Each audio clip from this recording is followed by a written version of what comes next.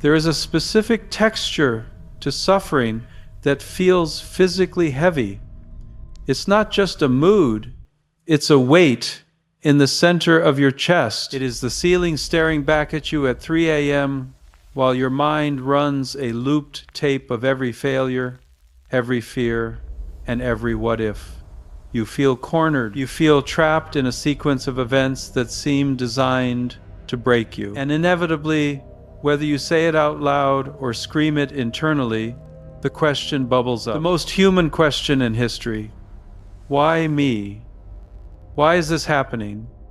Is the universe punishing me? When you look around, the world seems chaotic, unfair, and indifferent to your specific heartbreak. You might have tried the modern toolkit, the affirmations, the distraction scrolling, the mindfulness apps, but the ache remains. It's a low-frequency hum of anxiety that won't turn off. But what if I told you that your instinct to run from this feeling is exactly what keeps you trapped in it? What if this pain isn't a prison, but a chrysalis? What if the very thing you are trying to escape is actually the raw material for your greatest power? To understand this, we have to look at an ancient battlefield that mirrors the war inside your head right now. Picture the scene. The dust is rising on the field of Kurukshetra. You have Arjuna, the greatest archer of his time, a man defined by his strength and his focus. But right before the chaos begins, he cracks. This isn't just nervousness, it is a total nervous breakdown. He sees his family, his teachers, his cousins on the other side. The grief is so physical, so overwhelming, that the Gandivabhau, the weapon that defines his identity, slips from his sweating hands. He collapses into his chariot. He is paralyzed. His question to Krishna is essentially our question. What is the point of all this suffering? He is having an existential crisis in the middle of a war zone. This is where the Bhagavad Gita begins. Not in a peaceful cave, but in the center of a panic attack. And notice what Krishna does. He doesn't offer a hug. He doesn't say it's going to be okay. He doesn't give him a pill to numb the anxiety. Instead, Krishna performs a radical shift in perspective. He validates the pain, but he completely reframes the reality of it. He reveals that suffering is not a detour from the path.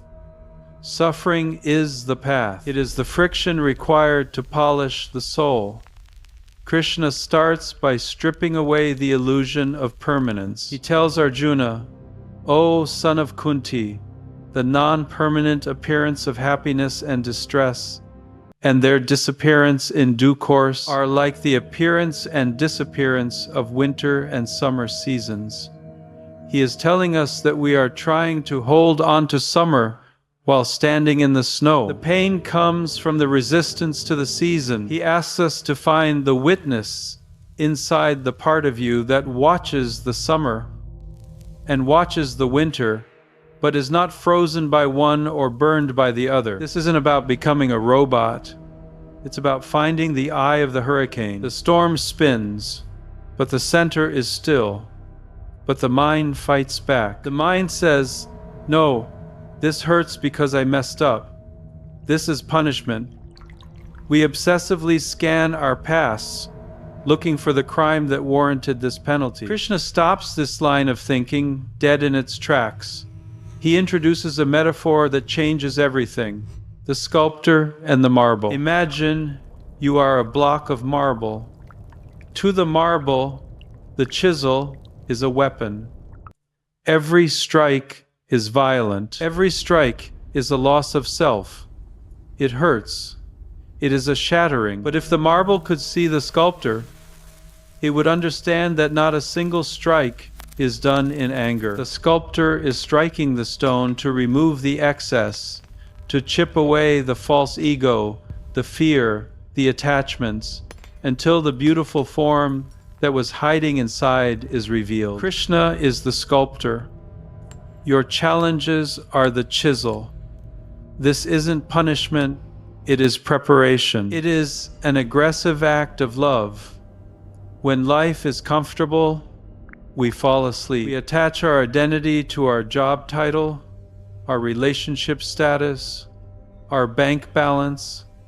But those things are fragile. When the chisel strikes, when the job is lost, when the relationship ends, it is a violent wake-up call. It forces you to ask, who am I without these things? It forces you to search for something that cannot be broken. There is no greater example of this radical mindset than Queen Kunti. Her story is found in the Srimad Bhagavatam, the sister text to the Gita. Her life was a horror story by modern standards. She was widowed, her children were poisoned, they were exiled to a forest, they were hunted. Yet, when the war was won, and her sons were finally safe on the throne, Krishna prepared to leave. Kunti ran to him and offered a prayer that sounds insane to the modern ego. She said, I wish that all those calamities would happen again and again. Why? Why would anyone pray for disaster? She continues, so that we could see you again and again. For seeing you means that we will no longer see repeated births and deaths. She realized a terrifying truth. Comfort made her forget. Calamity made her remember. In the depths of her worst fear, she felt the presence of the divine more intensely than in the comfort of the palace. She wasn't a masochist. She was a pragmatist. She wanted the connection so badly that she was willing to pay for it with pain. She understood that suffering is the fire that burns away the distractions. So, how do we take this high-level philosophy and actually use it when we are in the middle of a breakdown? Krishna gives us a toolkit. This isn't abstract. It's mechanical. First, you need a first aid kit for acute pain.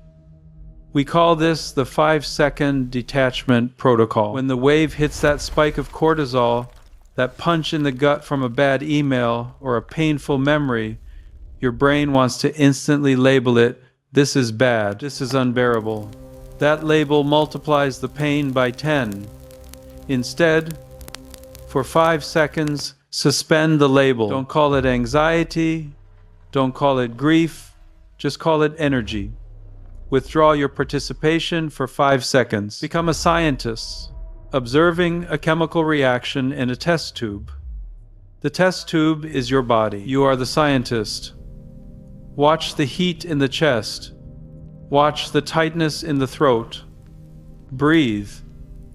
By witnessing it, without naming it, you sever the feedback loop. You prove to yourself, even for a micro moment, that you are not the feeling.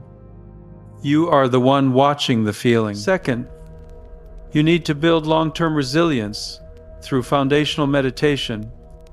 Krishna is very specific about this. He says an undisciplined mind is an enemy, but a disciplined mind is your best friend. You need to befriend your mind. Find a quiet spot. Sit with your spine. Straight alignment matters. It keeps the alert system active. Let's simulate a 5-minute session right now. Minute 1, settle and offer. Close your eyes. Don't just breathe. Dedicate the breath. Mentally say, Krishna, this time is for you. This changes it from a biological function to a spiritual offering. Minute 2, visualization. Locate the center of your chest. Visualize a warm golden light. With every exhale, that light expands, melting the physical armor you've built up around your heart. Minute 3, the sonic anchor. Use the mantra. The ancient Vedic tradition recommends the Hare Krishna mantra. Hare Krishna, Krishna Krishna, Hare Hare, Hare Rama, Rama Rama, Hare Hare. This isn't just religious chanting. It is a sonic technology designed to scrub the dust off the mirror of the mind. Say it softly or silently when the thoughts intrude, and they will treat them like clouds. Don't fight the clouds, just return to the sound. Minute 4, the quality. Pick one attribute of the divine compassion. Strength, stability. Don't just think the word, try to feel the texture of that quality washing over you. Minute 5. The bridge. Before you open your eyes, pick one challenge you are facing today and mentally place it in Krishna's hands. Surrender the outcome. Then, open your eyes. This practice seeds the concept of vairagya, true detachment. Now, be careful. The word detachment triggers people. It sounds cold. It sounds like you don't care. But spiritual detachment is the opposite of indifference. It means you care deeply, but you are not destroyed by the result. It is the ability to love without possession. It is the ability to work hard without being enslaved by the outcome. It happens in stages. Stage 1 is acknowledgement, admitting you are hurt. You can't let go of what you refuse to hold. Stage 2 is self-inquiry, separating the raw sensation from the story you are telling about it. Stage 3 is freedom, when the memory arises, but the emotional charge is gone. Finally, we have to take this off the meditation cushion and into the traffic jam. This is the ultimate application. It requires a linguistic shift. When the car cuts you off, when the deal falls through, when the diagnosis comes, your brain screams, "Why is this happening to me?" You must manually override that circuit and ask, "What is this teaching me?" Or "How can I use this to remember Krishna?" Suddenly, the traffic jam isn't an annoyance, it's a patience gym. The difficult boss isn't a villain. He is a trainer for your tolerance. The illness isn't a curse. It is a visceral reminder that the body is temporary and you are eternal. You transform the world from a random series of accidents into a curriculum designed for your awakening. This is karma yoga. You don't retreat to a cave. You stay in the world, you fight the battles, you do the work, but you offer the results to the divine. You lean into the promise Krishna makes to Arjuna. I am the well-wishing friend of all living beings. You are not alone in the dark. So, here is the truth. Your pain is not a mistake. It is not a glitch in the system. It is the chisel. It is the fire. It is the friction necessary to wake you up. You can stay trapped in the why me, or you can step into the what now. You can let the suffering break you, or you can let it make you unbreakable. The choice, ultimately, is yours. If you want to keep exploring how to turn your daily struggle into spiritual power, make sure you subscribe. We are building a community of people who refuse to waste their pain. Tell me in the comments, what is one struggle you are facing right now, and how can you reframe it as a lesson? Let's talk about it. Hare Krishna.